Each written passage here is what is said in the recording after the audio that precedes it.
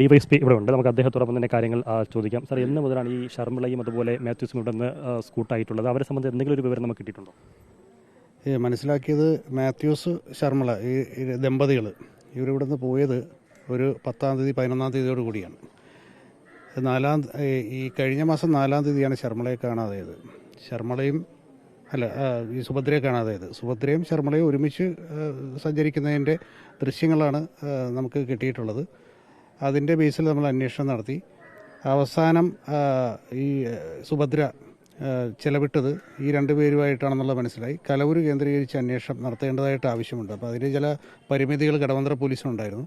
Kadavanthra police ആ case diary Mannancheri പോലീസിന് കൈമാറി. അതിനുശേഷമാണ് ബഹുമാനപ്പെട്ട ജില്ലാ പോലീസ് മേധാവിയുടെ ആലപ്പുഴയുടെ ഡയറക്ഷനിൽ ഈ കേസിൻ്റെ അന്വേഷണം ശരിയാമണ്ണം അവലോകനം ചെയ്യപ്പെട്ട് മുന്നോട്ട് പോയത്. ദിവസേന കോൺഫിഡൻഷ്യലായിട്ടുള്ള ചില കാര്യങ്ങൾ ഞങ്ങൾ അത് പങ്കുവയ്ക്കുക. അദ്ദേഹത്തിൻ്റെ ആ ഗൈഡൻസ് അനുസരിച്ച് തന്നെ അതിൻ്റെ റിസൾട്ടിലേക്ക് ഇന്ന് എത്തിയെന്നുള്ളതാണ് വളരെ അഭിമാനാർഹമായിട്ടുള്ള കാര്യം.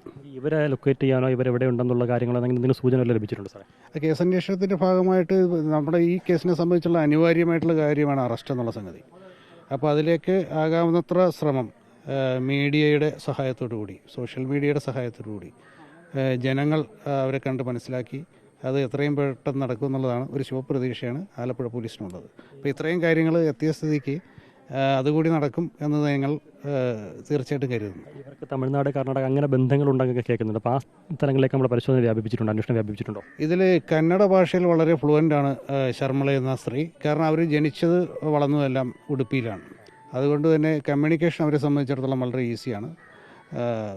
ഇപ്പം അവർ ഇവിടുന്ന് കാണാതായതിനു ശേഷവും പല സ്ഥലങ്ങൾ സന്ദർശിച്ചതെല്ലാം ആ മംഗലാപുരം ഭാഗങ്ങൾ ആണെന്നുള്ളതാണ് മനസ്സിലാക്കിയത്. അവരുടെ മൊബൈലൊക്കെ സ്വാഭാവികം ലൊക്കേറ്റ് ചെയ്തിട്ടുണ്ടാവുമല്ലോ. ഏറ്റവും ഒടുവിൽ നമ്മുടെ അന്വേഷണത്തിൻ്റെ ഭാഗമായിട്ട് ചെയ്യേണ്ട കാര്യങ്ങൾ നമ്മളത് ആ ഒരു തലത്തിലേക്ക് നമ്മൾ ചെയ്യുന്നതാണ്.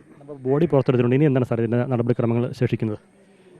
അത് ഇപ്പം സയൻറ്റിഫിക് പരിശോധന നടന്നു. ഇനി അത് ഈ ഫോറൻസിക് പരിശോധന അതിൻ്റെ എക്സ്പെർട്ടുകളെല്ലാം വന്നിട്ടുണ്ട്. അത് നടന്നുകൊണ്ടിരിക്കുന്നു. അതേപോലെ തന്നെ നാളെ ഇതിൻ്റെ പോസ്റ്റ്മോർട്ടം ഒരു ടീം ഓഫ് ഡോക്ടേഴ്സ് അത് ചെയ്യുന്നതാണ്. ഇതിൻ്റെ ഗൗരവം ഉൾക്കൊണ്ടുകൊണ്ട് തന്നെയാണ് പോസ്റ്റ്മോർട്ടം നടക്കുന്നത്.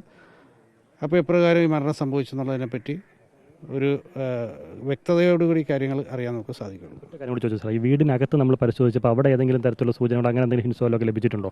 അത് നമ്മുടെ പ്രത്യക്ഷത്തിൽ നമ്മൾ നോട്ടത്തിൽ അത് പറ്റുന്നില്ല. അത് സയൻറ്റിഫിക് പരിശോധന നടന്നു കഴിഞ്ഞു. ഇനി അവരുടെ ഈ മറ്റേ കെമിക്കൽ അനലൈസിസ് അങ്ങനെ കുറേ കാര്യങ്ങളുണ്ട്. അത് കഴിഞ്ഞ ശേഷം മാത്രമേ അവർ ഫൈനലായിട്ടുള്ള ഒപ്പീനിയൻ പറയുള്ളൂ.